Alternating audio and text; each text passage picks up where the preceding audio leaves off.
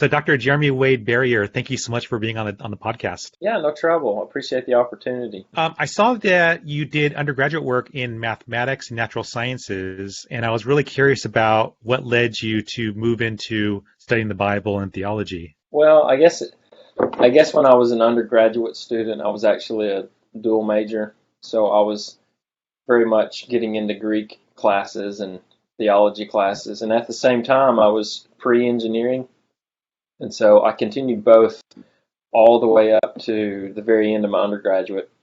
And then at that point, it became a practical decision. I realized I could go ahead and finish with a mathematics and natural science degree.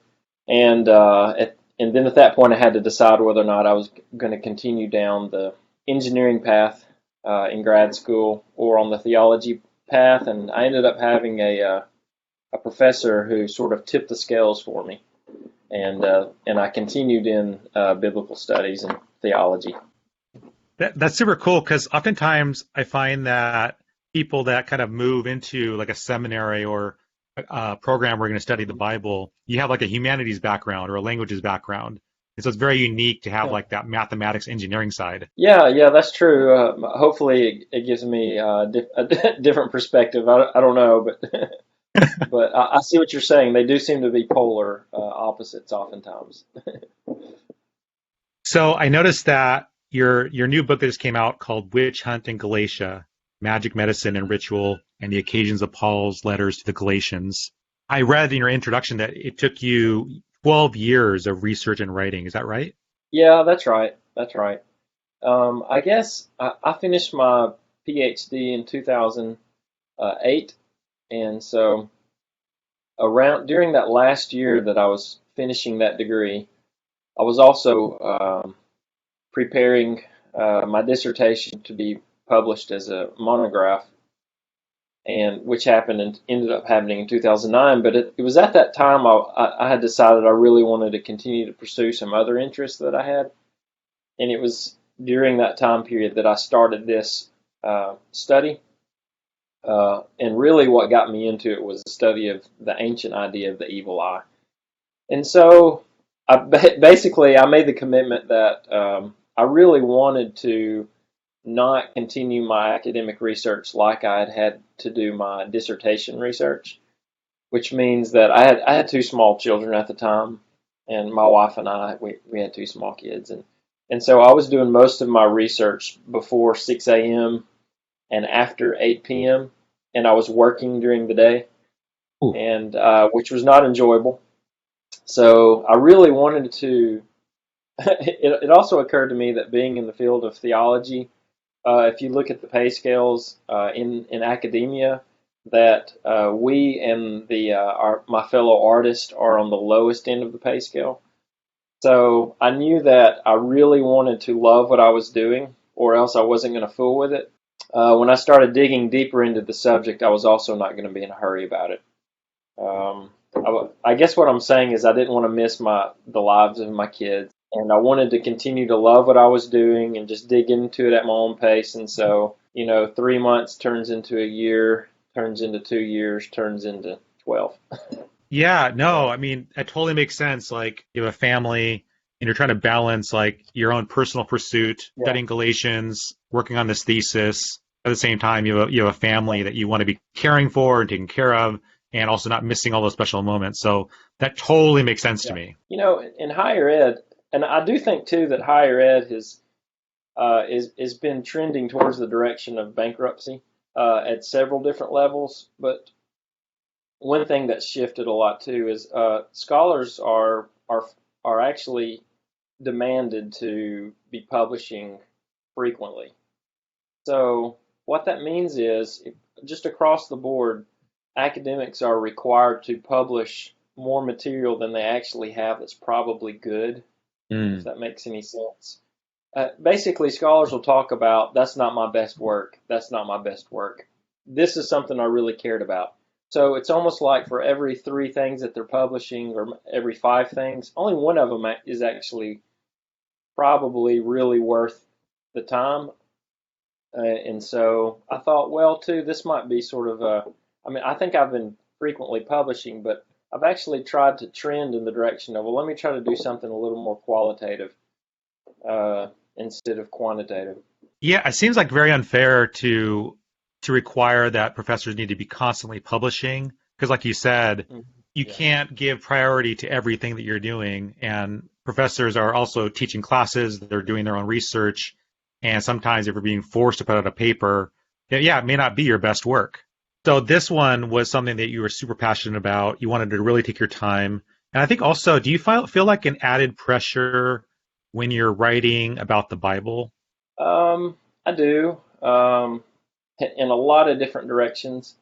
I live in Alabama, so what does that mean? People in Alabama, um, it's a very, I guess you could say, traditional way of viewing the Bible and Scripture. Very more often than not fundamentalist. Doesn't matter which religious group you're with.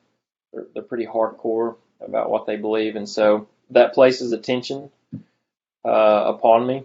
So, and then on top of that, one thing that I've noticed too, because I've actively been a participant in the Christian church, so I have been actively engaged in ministry as well as academics, and I've noticed that most people who attend church, or at least the people that I've interacted with, most of them already feel like that the Bible is something they already know and they've already mastered it. So when you go into a church, everyone kind of like old news. So the idea of introducing new ideas or from a different perspective isn't taken well. So especially when you're trying to approach writings that some people consider scripture, you're actually looking at them like in this book through the lens of, no, let's look at this as if it's not scripture at all, and let's just look at some 2,000-year-old documents, Mm-hmm. letters that we have here, technically speaking, and see what we can make of it. You know, Yeah. and so from the start, talking about 2,000-year-old Jewish documents or Jewish writings, that right there is probably more than people would want to accept. And it's super hard. This is why being a critical reader of the Bible is very difficult because there is so much background, there's so much history, there's the culture aspect that when I come to the Bible at in the year 2020, like I'm coming with my American lens in Southern California in the denomination that I grew up in. That's how I'm reading it. Mhm. And if I don't have like the proper study tools, if I don't understand the languages, I don't have like understanding of like the culture, the purpose of the book, like it's going to be very hard for me to interpret and make sense of what is actually happening here. Yeah, I think so. It's in fact that's actually been a little bit of a blessing in disguise. I've found that I don't know. There's almost two different worlds going on, and they're not very closely connected. I'm not quite sure what to make of this at a broader level, but there's academics talking about biblical text, and then there's people in churches talking about it, and the two are not engaging one another very often. I think that the point of engagement probably is through a minister or a pastor, but that depends on whether or not he has any formal training, where he got his formal training. So what that means is some of these churches are just continuing generation to generation with very little impact from these types of discussion. I do think there is an impact, but oftentimes it might be 20, 30, 50, even 100 years delayed, and it's sort of a trickle down effect. Mm. So, but you know, I think this is not unique to this field, though. It's the thing that's curious to me is that because we know nothing about battery technology, and we don't really know what's happening in the development of Teslas. That's very current information that we all just sort of, or many of us, just assume we're ignorant about it. And whatever they tell us, we're fine with it, we accept it. And that's true of a lot of fields. It's true of medicine, it's true of science. But once again, when it comes to the study of the Bible, it's not something we so quickly accept that there's actually cutting edge information coming out about the Bible. And we felt like, I think many people feel like that whatever we know about it, we've known for quite some time. It's a settled issue, but yet it's actually just as dynamic in the pouring out of new information as any other field would be. And I feel like sometimes I guess like based on the denomination you're in or the tradition you're part of, you may or may not be willing to accept newer understandings of Scripture. Yeah, and it's so I think what you're tapping into is the fact that there's a general resistance from the start. But on top of that, let me just give an example. Not only is there a resistance to the information, but there is a general lack of information about what's been happening. So let's take, for instance, what I wrote my dissertation on. It was on a writing from the 2nd century called the Acts of Paul and Thecla. And some of the most important manuscripts for the Acts of Paul and Thecla were found in the early part of the 20th century. However, all of these manuscripts were found, and scholars worked on translating and all that kind of stuff, to get it out to the public. However, to this day, there still has not been a publication of a critical text where it gives you the entirety of the Acts of Paul and the Acts of Paul and Thecla. What am I trying to say? This very important early Christian document has yet to be formally and officially presented to the public. In 2020, it still hasn't happened. And the causes for things like this sometimes are quite natural. Back in 2008, I attended a Coptic school in Leipzig, Germany, for about 3 weeks. And one of the things that we learned there was really fascinating to me. If you can bear with this, it won't take me but no, please. 30 seconds. Why I was there was we were having a Coptic training school to work with ancient manuscripts in Coptic. It's a language. Coptic is an Egyptian language. And so we're working with languages and getting better with these manuscripts. And at the same time, they're using us to work through all of their materials. And so I started to ask the question, why are you needing people to come look through your libraries in Leipzig to go through all of your manuscripts? Well, the reason for that is because most of the manuscripts and handwritten papyri that had come to Leipzig had come around the late 1890s up through about 1930. And it came through one particular scholar who had brought all of it there. His name was Georg Steindorf. Well, Georg Steindorf was a Jew, and as tensions continued to increase in Germany, he realized that he needed to leave. So sometime in the 1930s, he and his family left Leipzig, came to the United States, and then of course World War II happened, so on and so forth. Then the Cold War began, and Leipzig just so happens to be in East Germany. So what happened to all the manuscripts that he had brought back from Egypt during his career? They just sat there. They sat there until the 1990s, after the fall of the Berlin Wall. So in the 1990s, new scholars were coming in and starting to go through this stuff. What am I trying to say? There were actually tens of thousands of manuscripts that had barely been looked at in places like Vienna, places like Leipzig, and a number of other libraries. And so it's kind of like, well, just because of the unfolding of history, a lot of this stuff hasn't been looked at, So what does that mean? Well, that means that right now, from the end of the war, the fall of the end of the Cold War, all the way up to the present, as you can imagine, people are more interested in investing money into technology like Google than they are into digging through manuscripts. So there's still a lot to be done. It's just it just takes time. Yeah, that is fascinating, and it's so cool that you actually got a chance to study some of these manuscripts. Yeah. What was that like? Like being able to dig through some of these texts that no one's looked at before. Oh, it was great. It was really cool. We were divided into 4 groups. One of the groups was actually translating a text about an early Christian saint, maybe martyr, that nobody ever heard of. That was going to be published. It's very specific information, but still, it's pretty cool to see that. Okay, so as you were kind of going through some of these documents and reading some of these different letters and writings, did it help you? Did it add, I guess, a dimension to your understanding of that culture that was writing letters and passing things back and forth about what they believed God was saying? Yeah, I think so. In what way? I don't know. I don't know if I could really put my finger on exactly how it was impacting it. I guess it was sort of like a lot of this information. What happens is it's kind of like the impact of raindrops upon a garden.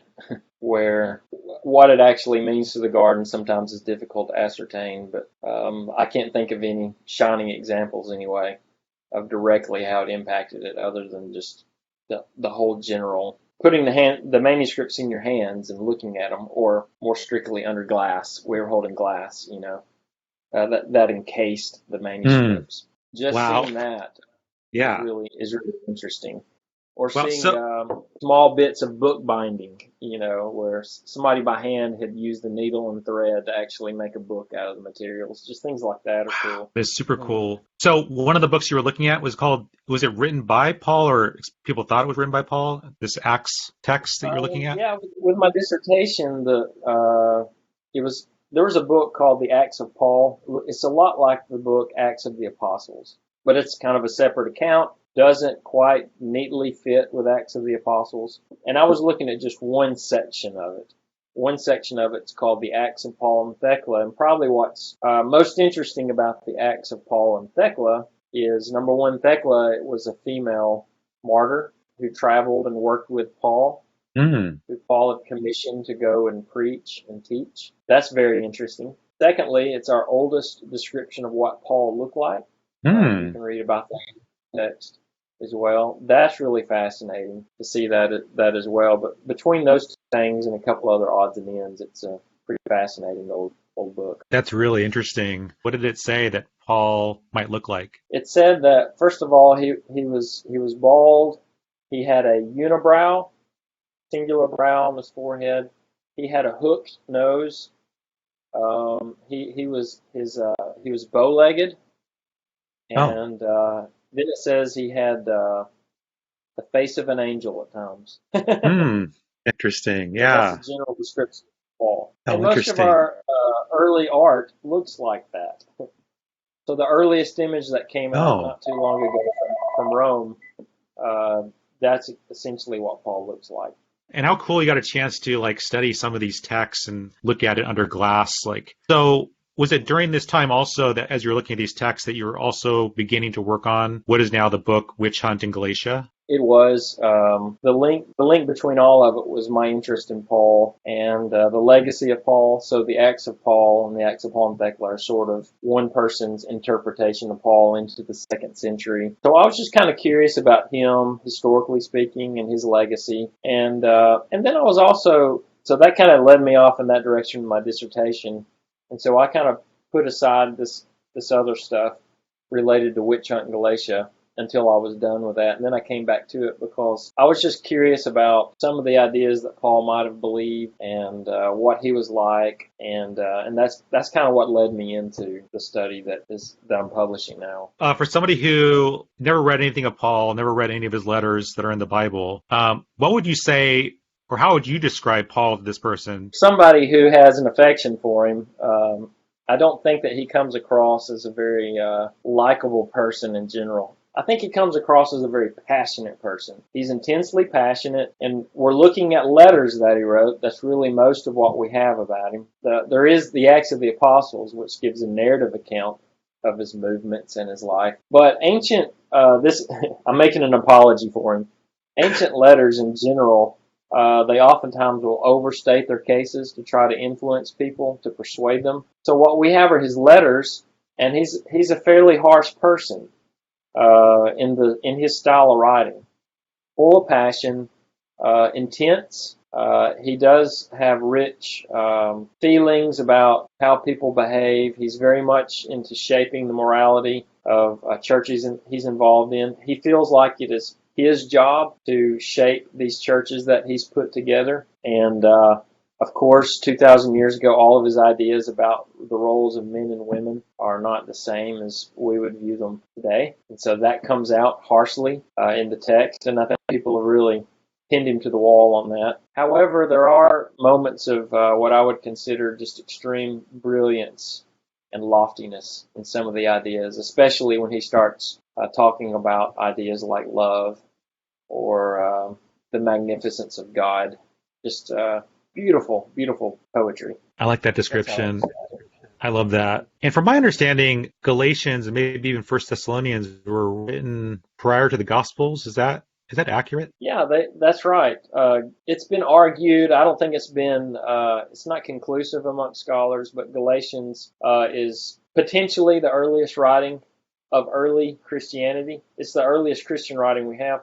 Hmm. However, most scholars, I think, would say that Thessalonians was written before that. So it's definitely one of the first two or three writings that we have of early Christianity. Of course, this is looking at it through a historical lens when you can actually date them. And of course, this assumes a dating of the Gospels probably at the earliest in the 60s.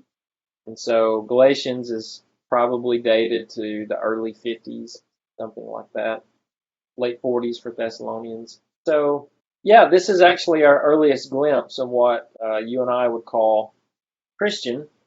And what's fascinating about that is that if we're really honest about the text, it's not actually an early representation of Christian. It's actually Judaism in the first century. Hmm. What do you mean by that, Jeremy? Well, it's kind of like what we do know is this was a Jew writing it. And if we want to know, let me give you an example. If we want to know anything about Pharisaic Judaism in the middle of the first century, the Apostle Paul is actually our most authoritative source on the subject. We don't really have any other writings of Pharisaic Judaism during this time period outside of Paul. What we do have, though, is someone who is a member of within Judaism who had just so happened to accepted that this person whose name was Jesus was the Jewish Messiah. So when we look back in time, from where we are today, we of course say this is the earliest Christian writings we have. But at the time, this is not what we would have called this. In fact, Paul never even uses the term Christian. He may not have even been familiar with the term. So we don't see it in his writings at all. So kind of fascinating to think about it like that. So the earliest references to the term Christian, as best we can determine, date to after the death of Paul. So it's not certain whether he was familiar with these terms or not. He may have been at some point, but we don't really have any evidence to suggest that or to prove it. And it's interesting, too, that knowing that maybe Galatians is one of the first documents we have from Paul and one of the first books for the New Testament, like that book that you studied is also I feel like one of the harshest books from Paul. Yeah, it is. It is. And I think that kind of goes into what I was talking about with Paul using his writings to persuade people. And in fact, one of the most interesting things about the letter to Galatians is when Paul starts the letter, he appears to be starting it like he does his other letters. However, about 2 or 3 lines into a letter, Paul will usually have some type of thanksgiving prayer that he offers up to the people he's writing to. In Galatians, he does not. He basically starts out with a curse, and he does it twice. So some scholars have even made the guess, which is a pretty good one, that Galatians as a whole was never intended to be just a friendly letter to a church. It was actually written specifically to be somewhat of a magical curse. If you think of it that way, it really, it kind of changes the whole impression that you have about what the letter is supposed to be to begin with. Okay, I want to ask you about that because it is funny that I was actually reading through this Oxford commentary on the Bible, and it talks about how the book of Galatians, there's 3 big points where Paul's like, oh, you foolish Galatians, who has bewitched you? And then there's the thing at the end, I wish those who unsettle you would emasculate themselves. There's some very harsh language, right, in Galatians. And it's nothing like the comforting books of Timothy, right, where it's oh, how loving he is towards Timothy. And so when you read those books, it's oh, what a compassionate, loving man, this Paul, just caring for this young Timothy. But then you read this first book of Galatians, and it's you foolish Galatians, who has bewitched you? I wish those who unsettle you would emasculate themselves. What happened? Who's this Paul that I'm reading Galatians? Yeah, that's right. It's extremely harsh. I mean, when we put on our 21st century glasses, calling someone to emasculate themselves, is he really calling violence into their community? And this is where, if this this is where understanding that it is a letter, and if you understand the overall themes of the letter, all of a sudden it begins to make a little bit more sense. It's, because it's kind of like what we would think of as a public presentation by a political figure, where it may not be fair for us to develop a theory of their person or their personal habits, maybe at a certain level, but it's actually a rhetorical composition for a specific purpose. Well, that's what we have here with this letter too. And it just so happens that the major theme of the writing of Galatians is that he's basically saying you must not circumcise any of the Gentile members. So he plays with that idea a lot. Maybe plays with it in what we would consider inappropriate ways, like with the comment about emasculation. But that becomes a theme. It's a theme of the entire letter. And so that's where it becomes important to realize that it's kind of, I think 2,000 years ago, they probably would have picked up and understood what he was getting at a lot quicker than we're able to. That therein lies the problem. And once again, I think that what we're doing here is we're actually looking at this letter as a writing from 2,000 years ago, and rather than just immediately thinking that this text can speak to us directly in the 21st century. And that's where I'm kind of saying, no, there needs to be a pause. If you're going to do that, you need to really have some type of appreciation for a context, and because it's quite different. And I want to ask you about your comment about the magic eye. I would love to hear more about that, because that's something I never heard before. A lot of times when I've read things about Galatians, it mainly focuses on the doctrine about Paul's arguing for justification by faith. That's the clear message. Yeah. You don't need the law. That's kind of the main theme of Galatians. So share with me this perspective with magic. Once again, there are a number of things that we have preconceived notions about. One of them is that there's actually a whole storyline that goes with this, but that is, there's a belief that magic is not a part of Judaism. Okay, it never has been. And in fact, if you read some of these texts from the Hebrew Bible, you'll even see, I think that they were even asked in ancient Israel if there were sorcerers, that sorcerers were worthy of being put to death, things like that. So there's this idea that within ancient Israel or early Judaism that they don't do magic. Well, that's actually part of their own rhetoric, fighting against it. But the truth of it is that there are lots of versions of Judaism, or you could even extend that to Christianity, that have components of magic within them. And so I was really curious about this idea about whether or not Paul really was throwing down a curse against the Galatians. I mean, in the full implications of magic. And then in chapter 3, when we do have this line, "O foolish Galatians, who has bewitched you?"